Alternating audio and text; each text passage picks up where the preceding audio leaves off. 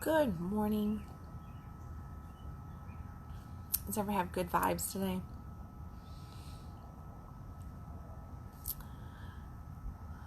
I was thinking about, this morning. This morning's been a good morning. It's been a really, really good morning.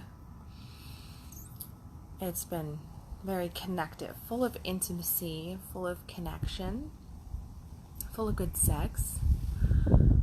And that made me kind of think about, what is intimacy anyway? What is intimacy?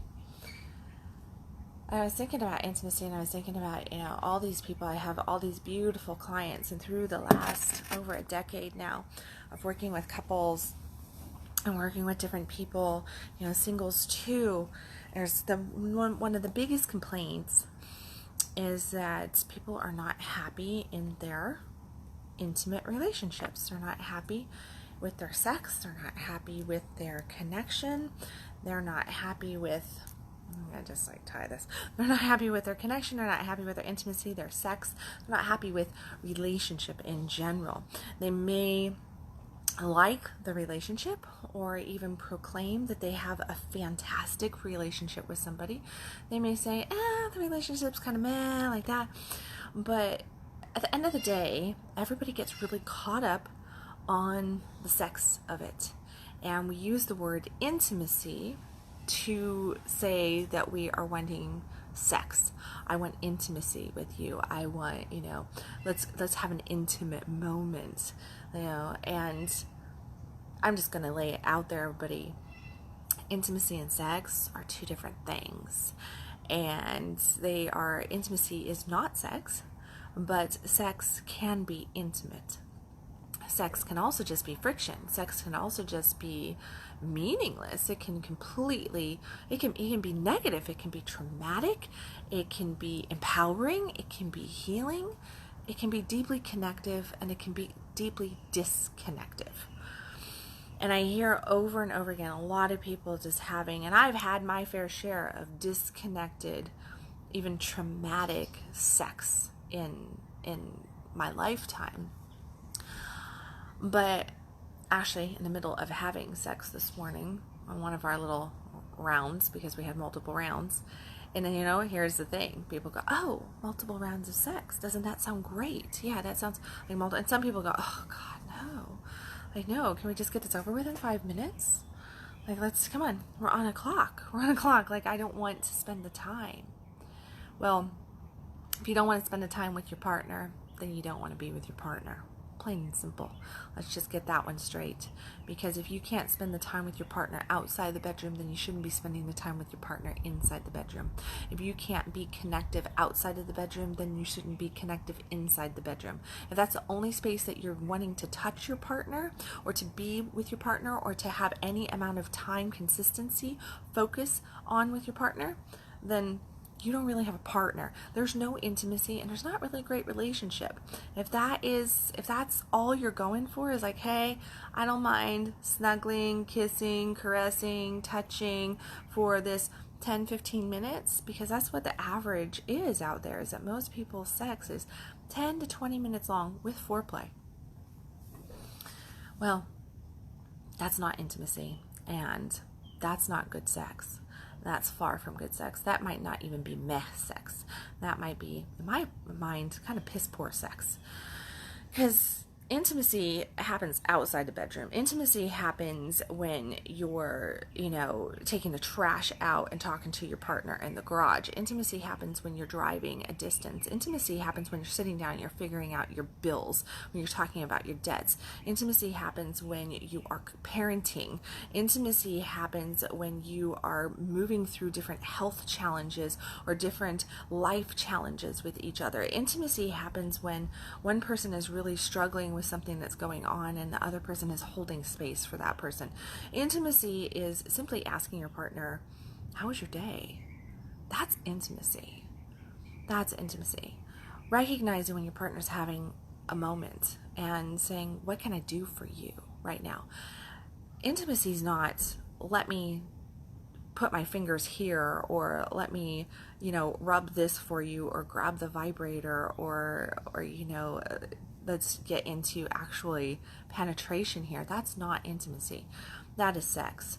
And good sex, good, really good, gourmet if you want, only happens when we have intimacy. Now, here's a little tidbit on intimacy. To keep this short, to keep it as short as possible, because it is conscious coffee. This is not like a coaching workshop on intimacy, but to just keep this short and sweet. In order for us to have intimacy, we actually have to give a shit about the other person. We do. We actually have to care. We have to, maybe love might be a strong word, because I know there's lots of people out there that are like, I don't want to say that I love the person. But can you care? Because you know what? Caring is a form of love. Compassion is a form of love. Giving a shit about somebody is love. To love somebody does not mean that we have to want to put a ring on the finger and walk down the aisle and say, I do. It doesn't mean that we have to be massively in love and then be the love of our life. We can love so many people. We can love multiple lovers. We do not have to be in some commitment, or we can be in a commitment and we don't have to necessarily love at the greatest of depths, but we do have to love if we want to be felt, to be seen, to have ourselves respected well, to be able to open and surrender to our own orgasm, to our own power. We have to love ourselves enough to be able to want to love, connect with somebody else, because connection is love. And we're not going to get intimacy.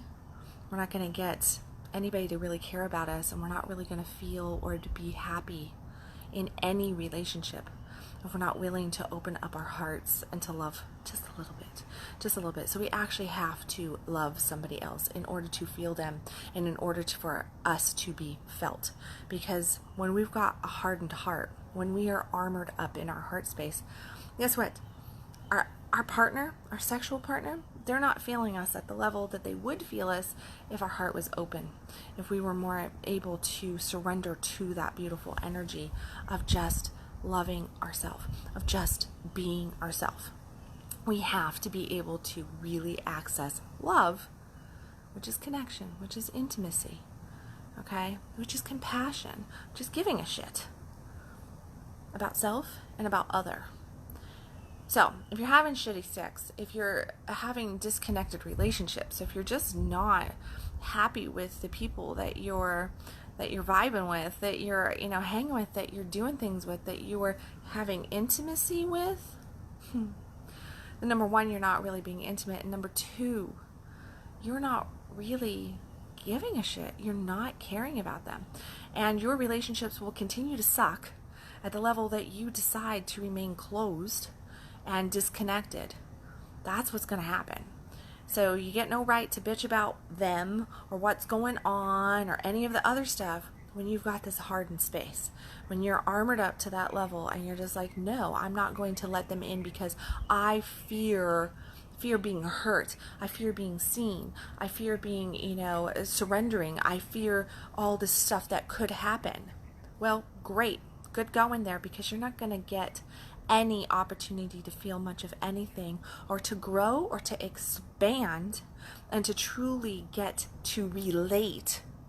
Remember, this is not about the ring on the finger. This is about relating in lots of different ways with intimacy as a foundation. You're never going to feel seen. You're never going to feel appreciated. You're never going to feel loved. You're never going to feel like there's more to you than just your sex if all you're offering up is your sex. If all you're doing is just offering that right there and you're looking for something more, then you've got to access this first. Because you can't give more until you take the armor down, until you really allow yourself to access, which means caring about self enough to surrender to it and caring about the other enough to allow that relationship, even if it's just a one-night stand, allow this relationship to actually blossom and open so you can feel each other. Otherwise, don't waste your time. Don't take the risk of that sex has to offer, because sex is a risky game too, right? Like sex, look at this. We have all, you could get, number one, I know a lot of people are like, oh, well, the only danger of sex is getting pregnant, and I'm on this birth control, or I use this, or I use that. Well, guess what? Getting pregnant is the least of the worries of today's world. Don't risk having sex, because there's a lot of STDs out there. There's a lot of emotional trauma. You're going to block your heart. Forget the STDs. What about just the trauma that you're putting your body and your heart through? Okay? Because if you're not opening up here, then you're just abusing your physical body. If you don't actually want to be there, if you actually don't really care about that other person, if you actually aren't into it, if you're not ignited and turned on and wanting it, then you're harming your body. So just say no. And you'll be like, yeah, but I need to have an orgasm. That ain't an orgasm. That's a climax. It's just a release. It's just the tip of the iceberg. And that's what makes you into like basically a coke addict, because you're just getting this little hit and you're never getting fulfilled. Think about it. When was the last time you had really deep, fulfilling sex? When was the last time that you came out of sex and you were just like, yeah, I feel so good. I feel good all the way down to my soul, all the way down to my core. Bet that for the majority of people, that doesn't happen very often. It doesn't happen very often. And it's because you're lacking true intimacy. It's because you're lacking your heart center. It's because you're there just for the and not the true depth that sex has to offer. So if you're just there for the just that friction-based, get off really quick, release, you're better off going and doing something else. You know, there's over-the-counter drugs even that can make you feel better than what a lot of sex today will give you. Like, go take some freaking NyQuil or something. That'll probably jive you up a little bit better, or at least relax you more than what the sex does. Because a lot of people, their sex, it causes anxiety, causes stress. It brings up a whole lot of shame, a whole lot of guilt. They feel disgusted with themselves after they have it. They feel detached from their own bodies. They question everything, and they feel about this big. And that is whether they're just dating or they're in a 20-year relationship. This is not about what label your relationship has. This is about what does it do to you, and how are you having the intimacy with self, and how are you caring about self and other. Because all of that all leads to just horrible sex, abusive sex that we are causing on ourselves by thinking that sex is intimacy, and that intimacy has nothing to do with sex, and not truly understanding what intimacy is, not truly understanding what the power of sex has to offer us. Because when we open up at those levels, sex can be magical. It can be absolutely magical. And we can do that with a new partner, and we can do that with a partner of 20, 30 years.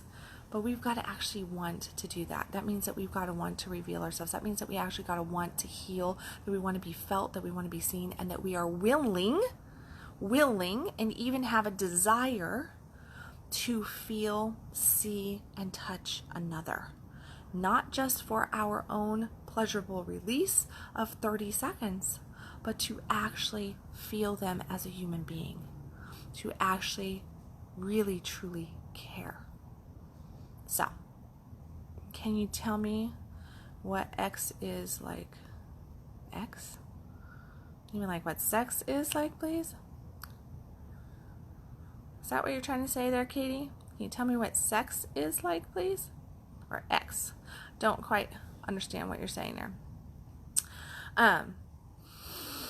How did you say, Addison? Intimacy also can't be rushed. It's a process. Yeah, it is. It is a process. And on that note, that's a quick note before I jump off of here. Intimacy is a process. But more than a process, it's a desire. And lessons that I have learned is that I've always thought that intimacy takes a whole long time to get to and everything. But there are moments that I have in my past where I just had instant intimacy with somebody. It was like I just had that opening, and it didn't take time. And in other times, because my heart was hardened, it took longer. because I wasn't trusting. And I would say, I don't trust that other person. I don't trust the situation. I don't trust this. I don't trust that. And the reality was, I didn't trust myself. I didn't trust myself because I was scared that if I opened up myself, that I was going to get abandoned somewhere along the line. I was going to get hurt. That would be too much or not enough. I wouldn't be good enough. There wouldn't be enough of me or too much of me offered. And that I wouldn't be respected and honored. And the lesson was that all I could ever do to create that intimacy was to want to be felt and to want to feel, to connect and just trust. This is where faith comes into the bedroom. This is where that trust of soul alignment, that there is a reason there. And we're not going to ever receive the expansion if we don't jump off of that ledge and allow ourselves to open, allow ourselves to connect, allow ourselves to be seen, allow ourselves to push those boundaries and go, that's fear and that's not serving me. That's fear, and it's not, as long as it's not dangerous, then you know what? There's a difference, right, between danger and fear. And we get those two mixed up a lot. A lot of the times we think that fear is danger. And it's not. Danger is you're standing in front of a train, and it's coming at you, and you choose not to move until the very last second. That's dangerous. Okay? But fear rises up over so many different things, and fear gets us because our ego is scared of our growth, because expansion is scary, right? To grow, to explore new grounds within ourselves, to explore new levels and depths within ourselves and with another. That's edgy. That's scary. And that's where that fear comes in, because it's something so different. But when we lean in and we open up at that level, no matter what the end result is on the other side, we get to expand, we get to feel, and we get to actually strengthen our muscles of emotion, our muscles of our mental focus, our clarity, our trust, our faith. We get to strengthen our intimacy with self. We get to strengthen our love for self. We get to build our trust in self, and we get to see that, hey, we don't get let down nearly as much as what we think we're going to get let down. So really, just truly, I encourage anybody who is, leaning into the fear category around intimacy to just breathe and let go. Breathe and let go, and stop questioning so much, because you're missing out on a beautiful boat. You're missing out on a beautiful journey. And intimacy does not mean that you have to go and get horribly serious. I'm telling you, I have some beautiful, beautiful intimate moments shared with people that I don't see anymore, that I had little, flashes in time with. And then I have, beautiful intimate moments that I spent years of deep relationship and allowed it to go deeper and deeper and deeper. And that's where vulnerability comes in, and that's where surrender comes in.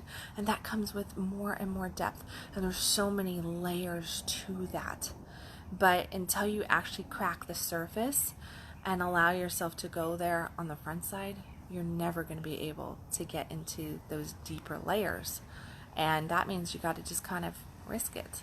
You got to risk it. I mean, we're risking all this other stuff. We risk our health in sex, but we're scared to risk intimacy. We're scared to risk connection. We're scared to risk that stuff because we're scared of not being received. We're scared of abandonment, right? But we will spread our legs and have bare sex within 2 seconds, the majority of people, and think that that's okay. That's not a risk. We'll get drunk off our butts and have sex with random people, or sex that we wouldn't normally have, and that's okay.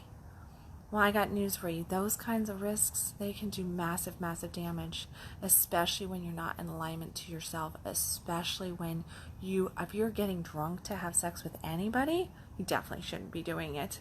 Definitely, because if you need alcohol to go there, then it's not the right moment to be doing it. Maybe a good person, but it's definitely not the right moment. You need to be able to consciously enter into anything, because you're never going to truly access those levels and get the growth and the expansion when you have something on your system that is hindering you, that is creating this other version of you.